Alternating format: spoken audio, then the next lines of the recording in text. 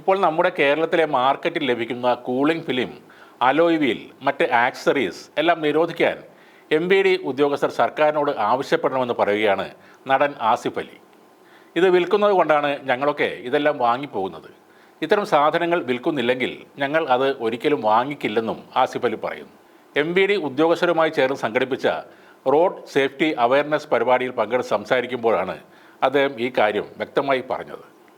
MBD ഉദ്യോഗസ്ഥരിൽ നിന്നും എന്തെങ്കിലും മോശം അനുഭവം താങ്കൾക്ക് ഉണ്ടായിട്ടുണ്ടോ എന്ന ഒരു വിദ്യാർത്ഥിയുടെ ചോദ്യത്തിന് മറുപടി പറയുകയായിരുന്നു ആസിഫ് അലി. ചോദ്യത്തിന് നന്ദി പറഞ്ഞുകൊണ്ടാണ് ആസിഫ് മറുപടി പറയാൻ ആരംഭിച്ചത്.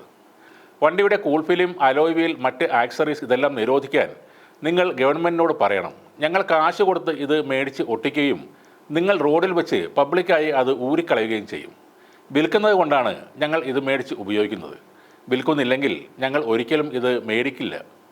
ചൂടുള്ളത് കൊണ്ടും പ്രൈവസി പ്രശ്നങ്ങൾ ഉള്ളതുകൊണ്ടും പല സമയത്തും ഞങ്ങൾക്ക് കൂളിംഗ് ഫിലിം ഒട്ടിക്കേണ്ടി വന്നിട്ടുണ്ട്. ഇത് ഞാൻ ഒരിക്കലും നിങ്ങളെ മോശമാക്കി പറയുന്നതല്ല. അവസരം കിട്ടുമ്പോൾ ഞങ്ങൾ ഉപയോഗിക്കാറുണ്ട്. അത് കീറിക്കളയുന്നതിനേക്കാൾ നല്ലത് വിൽക്കാൻ സമ്മതിക്കാതെ ഇരിക്കുന്നതല്ലേ എന്നും ആസിഫ് അലി ചോദിച്ചു. ആസിഫ് അലി ചോദ്യത്തിന് ഈ മറുപടി പറഞ്ഞതോടെ സദസ്സ് ചിരിച്ചുകൊണ്ടാണ് അത് ഏറ്റെടുത്തത്. ഇതേപോലെ തന്നെ നമ്മൾ എപ്പോഴും കേൾക്കുന്ന ഒരു കാര്യമാണ് പ്ലാസ്റ്റിക് ക്യാരി ബാഗുകളുടെ നിരോധനം. കട്ടി കുറഞ്ഞ പലതരം പ്ലാസ്റ്റിക് ക്യാരി ബാഗുകൾ ഇതിനകം പലതവണ നിരോധിച്ചിട്ടുമുണ്ട്.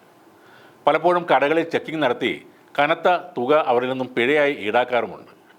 അപ്പോൾ ഇതേപോലെ സ്വാഭാവികമായി ഉയരുന്നൊരു ചോദ്യമുണ്ട്. ഇത്തരം ക്യാരി ബാഗുകളുടെ നിർമ്മാണം നിരോധിച്ചുകൂടെ?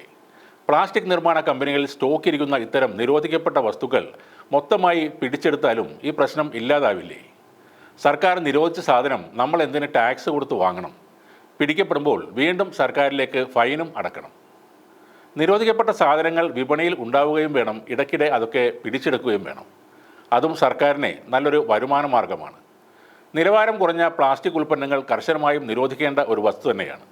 ആസിഫ് അലി പറഞ്ഞതുപോലെ വിൽക്കാൻ വെക്കുമ്പോഴാണ് ആളുകൾ വാങ്ങിക്കുന്നത്. പ്ലാസ്റ്റിക് ക്യാരി ബാഗുകൾ നിർമ്മിച്ച് വിതരണം ചെയ്യുന്നത് കൊണ്ടാണ് അത് ചെറുകിട കടക്കാരുടെയും കസ്റ്റമറുടെയും കയ്യിലേക്ക് എത്തുന്നത്. നിർമ്മാണം, വിതരണം എന്നിവ ഇല്ലാതായാൽ അതിൻ്റെ ഉപയോഗവും ഇല്ലാതാവും. അതാണ് ഒരു നിരോധനത്തിൻ്റെ ശരിയായ രീതി.